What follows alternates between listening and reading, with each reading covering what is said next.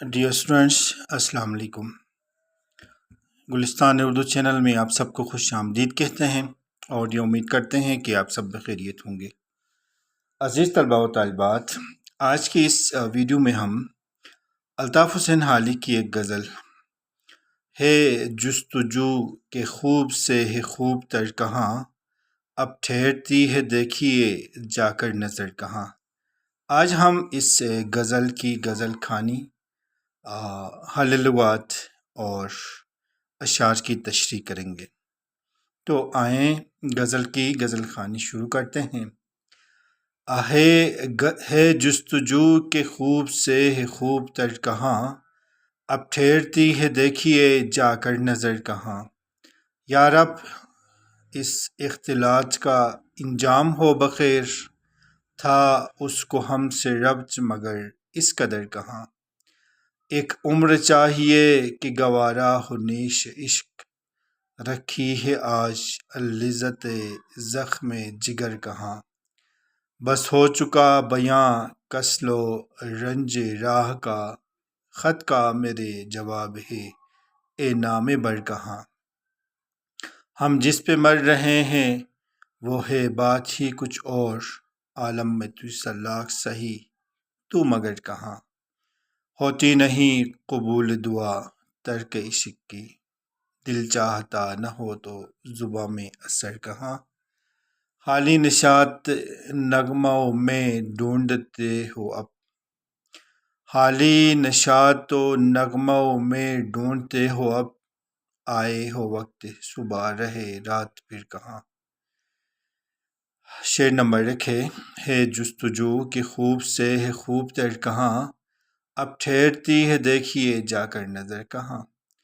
جستجو کے معنی ہیں تلاش، خوب اچھا کو کہیں گے، خوب تر بہتر، اچھا سے اچھا، ٹھہرتی ہے رکتی ہے۔ تشریح طلب شعر میں شاعر انسانی فطرت کا یہ پہلو بیان کرتا ہے کہ انسان ہمیشہ بہتر سے بہتر کی تلاش میں رہتا ہے۔ کسی چیز کا اچھا ہونا اس کے لیے کافی نہیں، جب اسے کوئی اچھی چیز مل جاتی ہے تو وہ اس سے بہتر ڈھونڈنے لگتا ہے۔ انسانی فطرت کے اسی پہلو نے انسان کو کسی منزل پر چین لینے نہیں دیا، اور اس کی فطرت کا یہی تقاضا اس کی ترقی اور عروج کا راز ہے۔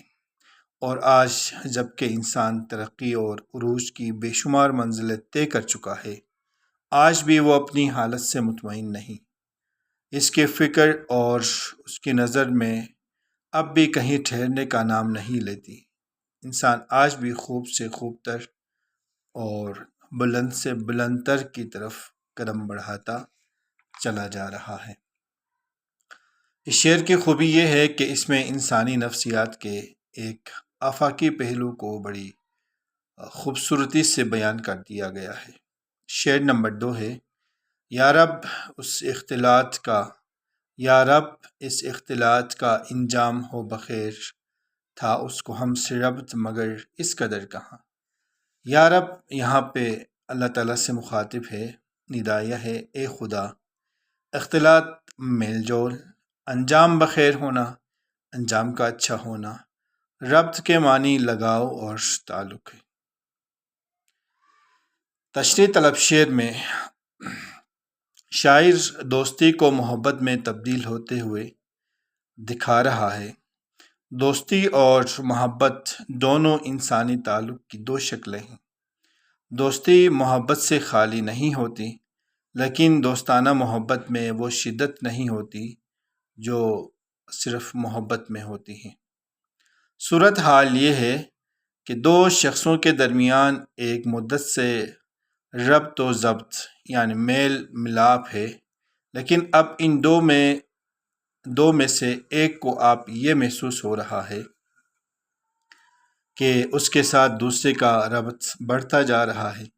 کسی کے بڑھتے ہوئے ربط کو دیکھ کر گھبرانے کی کوئی ضرورت نہیں، لیکن اس شعر میں گھبراہٹ کا احساس موجود ہے۔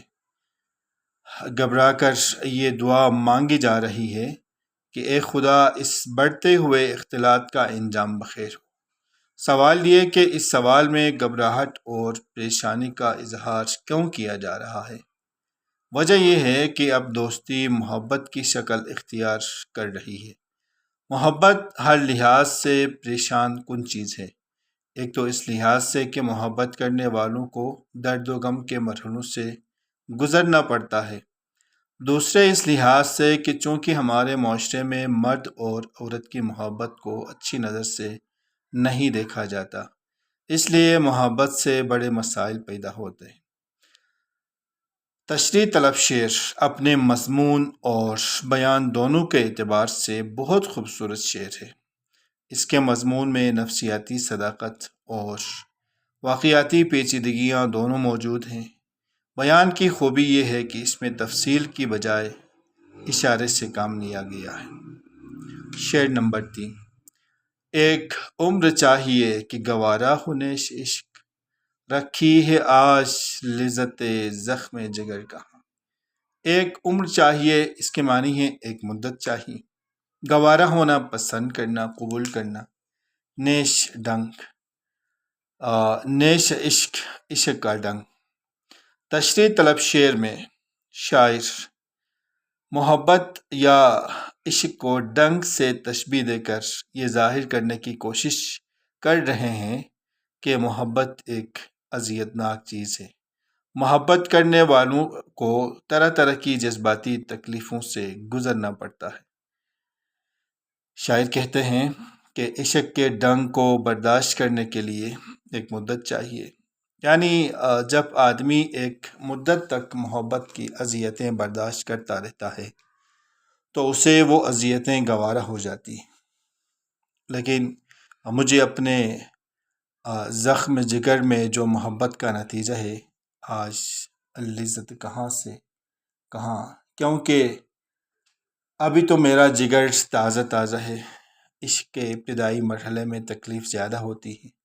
جب آدمی ان تکلیفوں کا عادی ہو جاتا ہے تو وہ تکلیفیں بھی پسند آنے لگتی ہیں۔ شاعر کی اسی کیفیت کو ایک اور شاعر نے اپنے ایک شعر میں کچھ یوں عرض کیا ہے۔ شعر عرض کرتا ہوں۔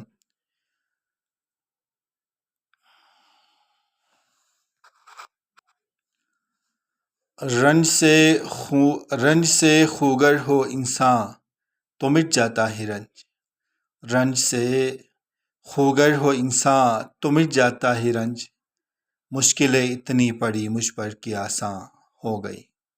شعر نمبر 4 ہے۔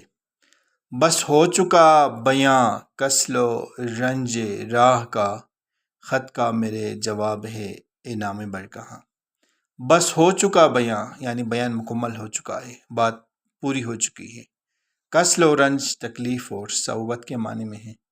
نامہ بر یہاں پہ قاصد کے معنی میں۔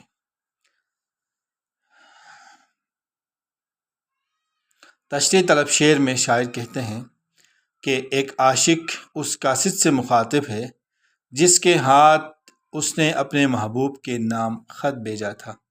اب جب کہ وہ قاصد محبوب کے یہاں سے واپس آیا ہے، عاشق قدرتی طور پر یہ جاننے کے لیے بے چین ہے کہ وہ کیا جواب لایا ہے، لیکن دوسری طرف قاصد محبوب کا جوابی خط اس کے حوالے کرنے سے پہلے قدرتی طور پر یہ بتانے لگتا ہے کہ محبوب کے یہاں پہنچتے ہی اور پہنچنے میں کتنی دشواریوں کا سامنا کرنا پڑا اور اس سفر میں وہ کتنا تھک گیا ہے۔ عاشق قاصد کی اس غیر ضروری لمبی چوڑی رودات سے تنگ ہو کر عاجز آ کر کہتا ہے کہ بھیا راستے کی تکلیفوں کا بیان بہت ہو چکا، اب اسے ختم بھی کرو اور یہ بتاؤ کہ میرے خط کا جواب کہاں ہے۔ دراصل یہ شعر ایک عاشقانہ صورتحال کی نہایت عمدہ تصویر ہے۔ قاصد کا راستے کی تکلیفیں بیان کرنا بھی فطری امر ہے، اور عاشق کا اس بیان سے اکتا کر یہ کہنا بھی فطرن اور فطری سی بات ہے کہ راستے کی تکلیفیں بہت بیان کر چکے، تم میرے خط کا جواب بھی لائے ہو یا نہیں۔ محبوب کے خط کے معاملے میں عاشق کی بےتابی بڑی خوبصورتی سے بیان کی گئی ہے۔ شعر نمبر 5 ہے۔ ہم جس پہ مر رہے ہیں وہ ہے بات ہی کچھ اور، عالم میں تو اس سے لاکھ سہی تو مگر کا۔ ہم جس پہ مر رہے ہیں یعنی ہم جس بات پر شیدہ ہیں، ہم جس بات پر شیدائی ہیں۔ تشریح طلب شعر میں